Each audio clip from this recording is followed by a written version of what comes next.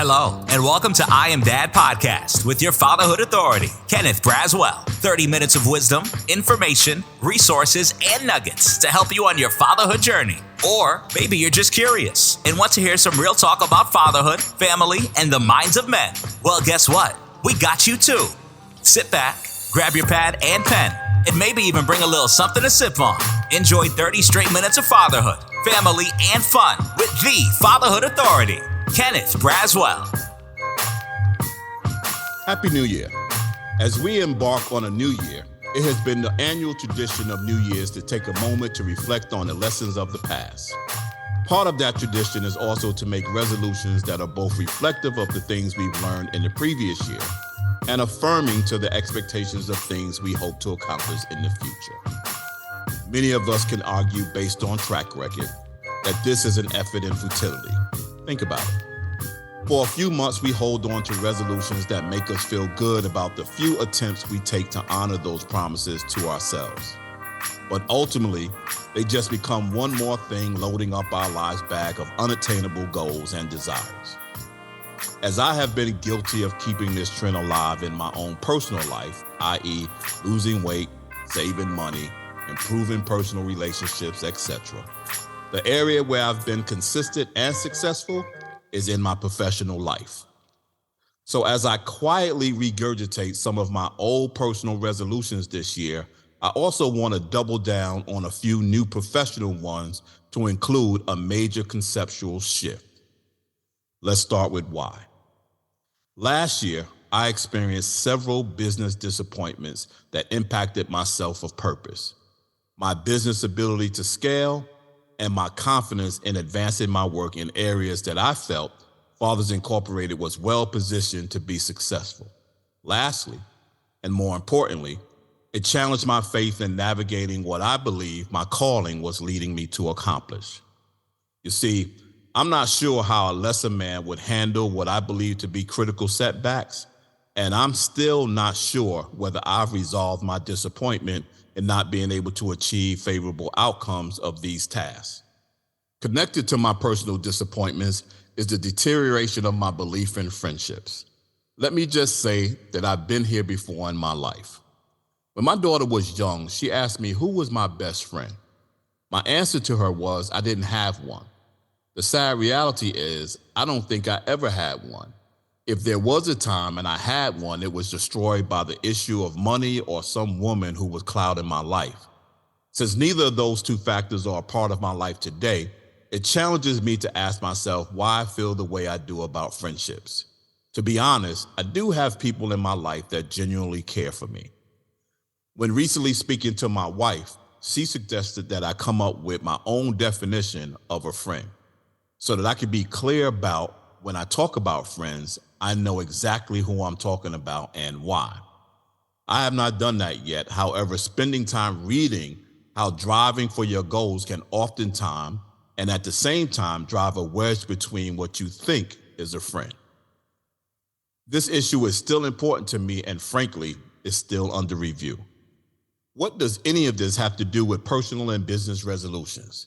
Well, talking about it is part of the process of addressing things that I would otherwise keep to myself. Being concerned about things that take me on emotional highs and lows, having to think about the motivations of people around me, being in a place in life where I've never been before and not having anyone to talk about it because they haven't either, having a fear of losing what I have, what I've accomplished, watching the enemy purposefully and tactfully seeking to rob, kill, and destroy, and taking me back to a place I once was in my life. How about having so many lives depending on every decision I make, people not understanding how dangerously close they are to flipping my triggers, and me just wanting to live it all up, or maybe even give it all up for a simpler life. All of this matters as to why we do or don't commit to resolutions, and it makes me question my own sense of self.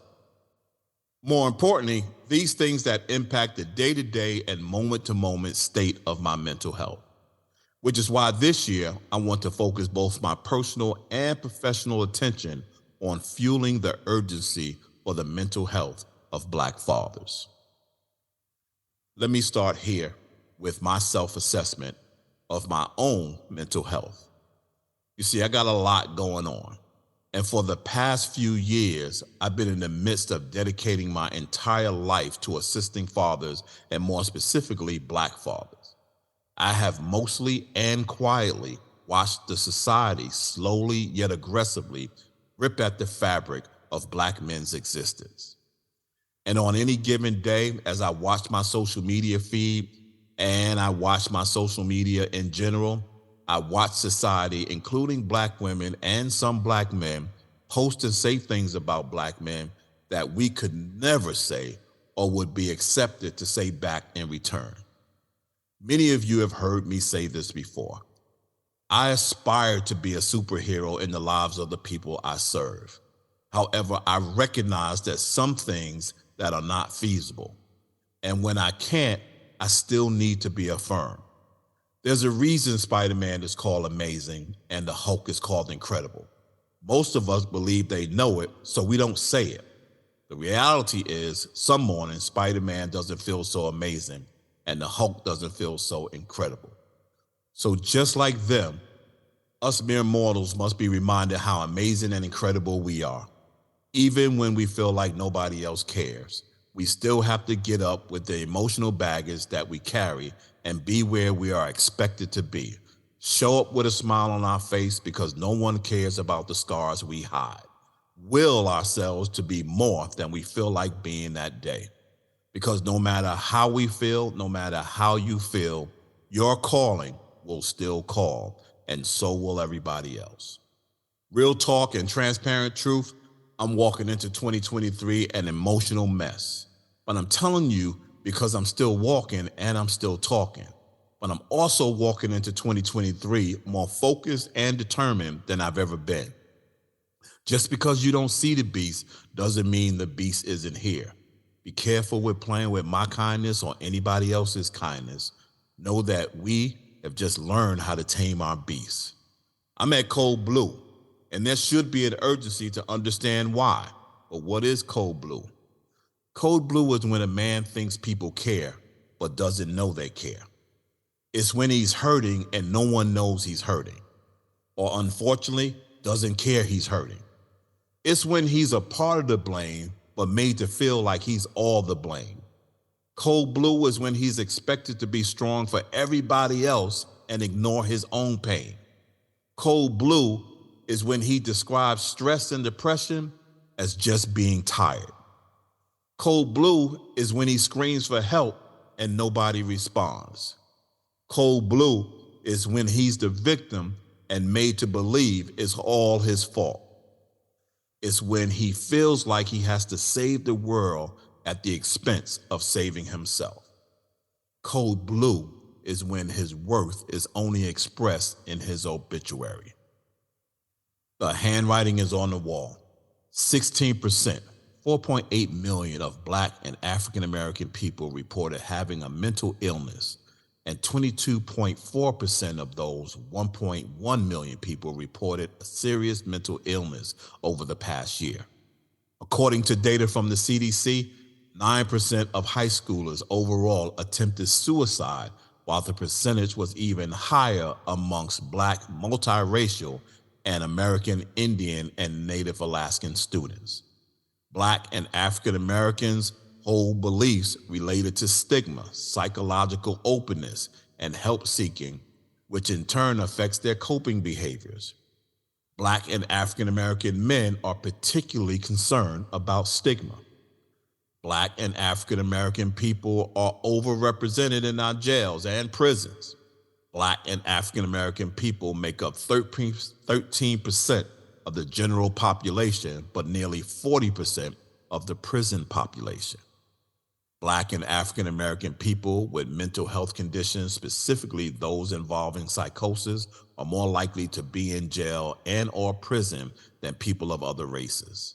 Lastly, in a survey of the participants of our Gentle Warriors Academy, we learned that the number one issue for many of our dads is the need for mental health assistance.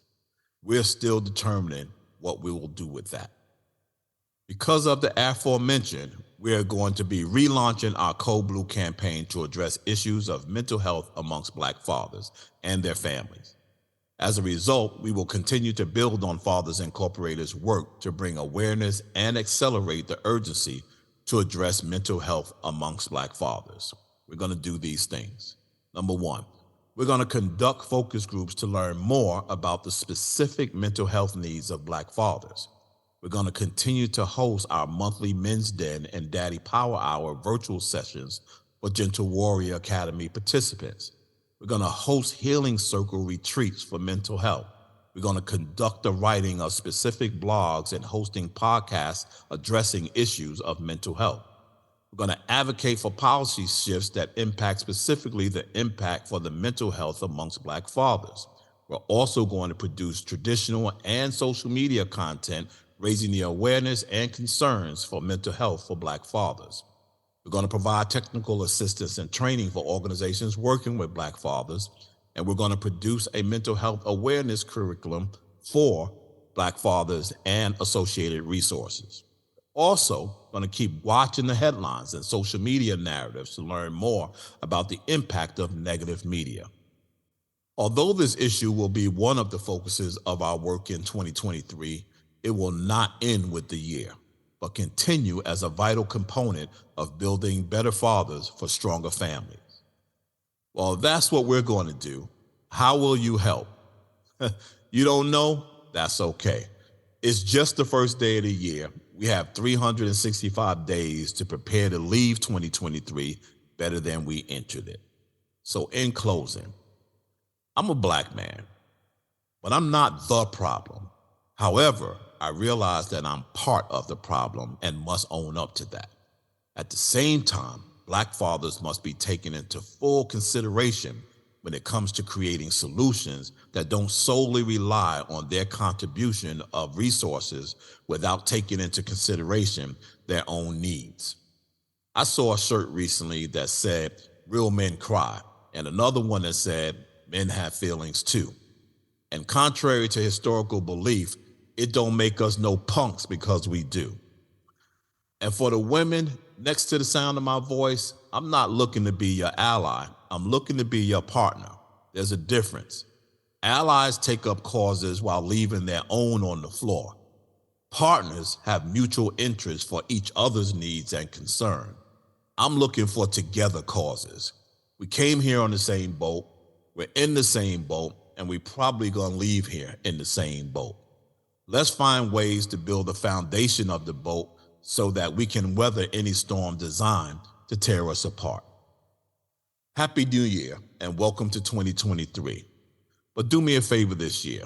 Don't just watch our work. Find ways to engage and engage and engage and engage. Encourage us to stay in the fight. Your engagement and support matters. I'm Kenneth Braswell, CEO of Fathers Incorporated and the host of I Am Dad podcast. Subscribe, follow, engage by leaving comments. It helps our algorithms, and more importantly, it's affirming. So always be kind to others as you're kind to yourself, or you might find yourself by yourself. Always shoot high for your goals, because even if you miss, you'll be amongst the stars. And as my good friend Art Mitchell and John Harris would say, it's nice to be important, but it's much more important to be nice. Until next time, God bless and see you soon. Happy New Year again. Thank you so much for taking the time to spend with us. You've been listening to I Am Dad podcast. We hope that you have been informed, encouraged you to think, or even inspired your heart for the love of dads. The conversation does not end here. Come back and join us next week. Same time, same place. Or you can continue the dialogue on our I Am Dad Facebook page. We also invite you to listen to past episodes, learn more about us, and keep up with special activities by visiting IamDadPodcast.com. That's IamDadPodcast.com. Until next time, I leave you with this reminder of manhood from 1 Corinthians chapter 13, verse 11. When I was a child, I spoke as a child. I understood as a child. I thought as a child. But when I became a man, I put away childish things. Because of this reminder, I will always understand that I am Dad, period.